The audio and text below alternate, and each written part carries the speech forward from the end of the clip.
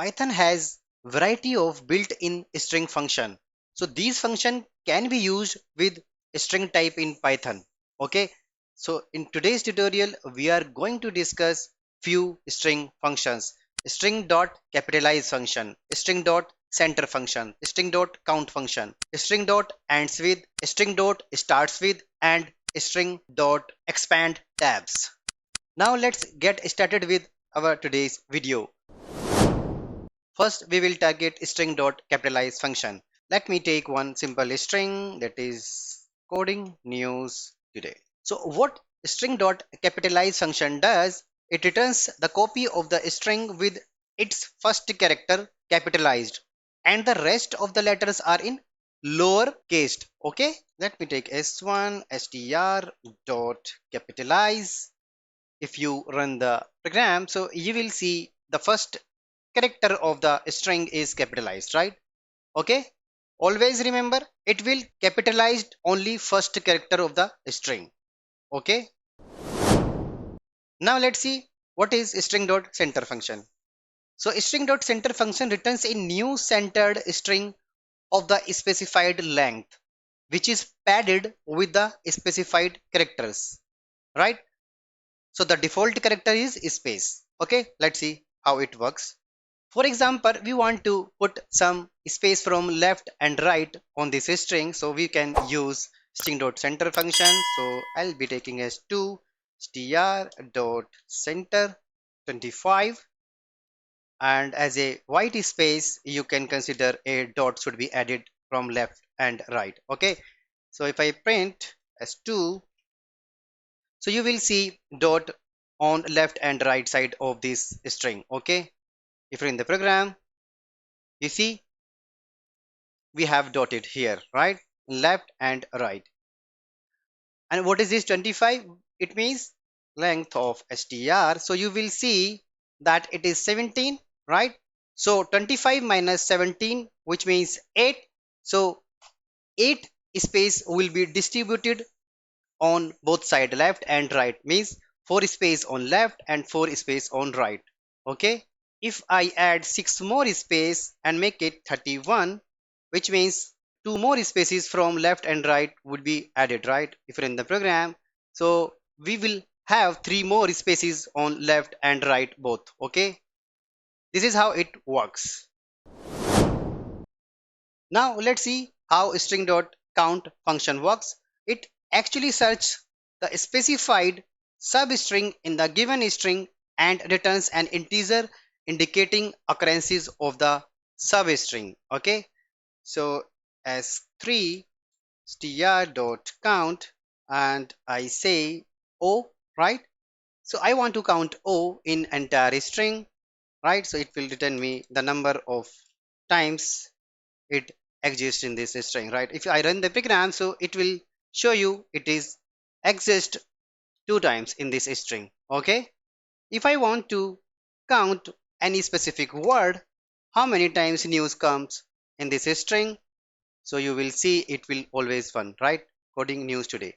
If I add news again in this string, so it will returns 2 as news existed in this string. Okay, we have more provisioning here.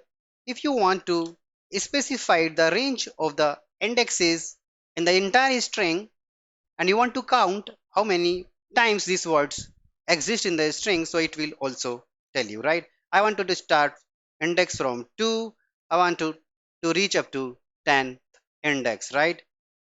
Now if you run the program, so you will see that is 0. Okay, because 10th index would be end up here, right? That's what it is not shown, right?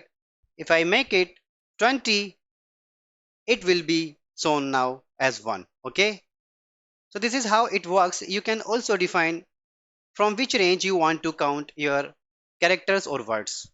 Okay, now let's see what is starts with function.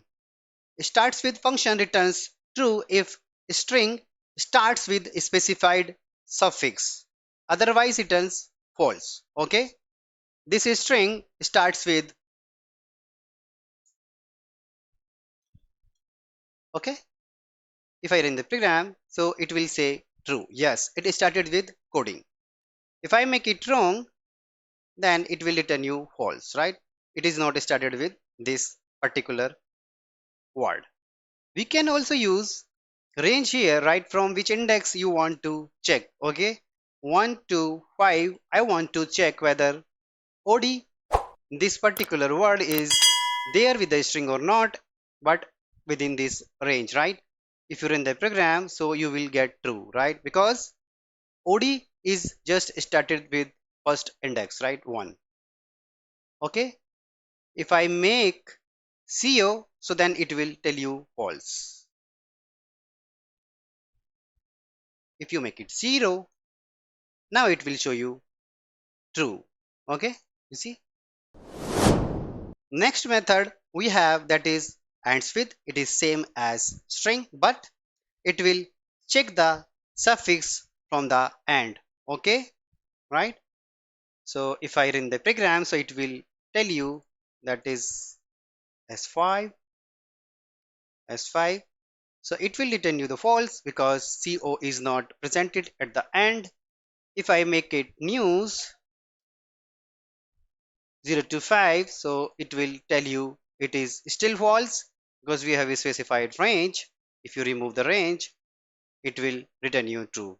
Okay, if I make it 1, so it will return you false. Okay, same as you can use the range also, right?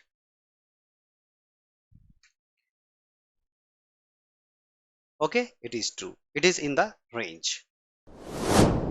Next method we have, that is str.expandtabs, which means it returns a string with all tabs character /t, right, replaced with one or more space depending on the number of characters before this t and specified the tab size. Okay, I have some code handy, right?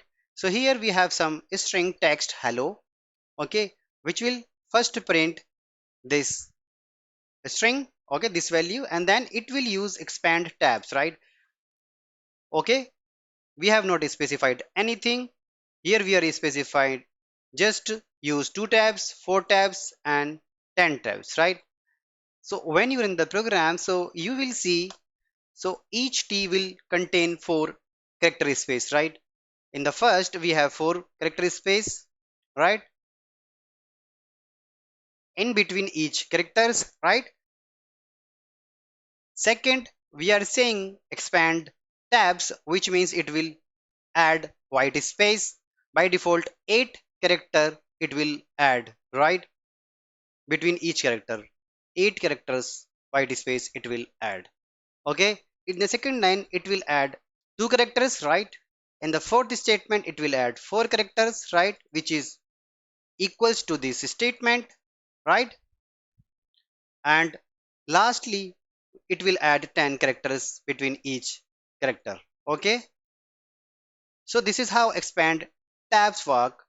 Okay, so this is how you can use these built-in string functions in your projects. They will help you a lot in your assignments or in your project. Okay, That brings us to the end of the today's video. We hope you found it informative and engaging.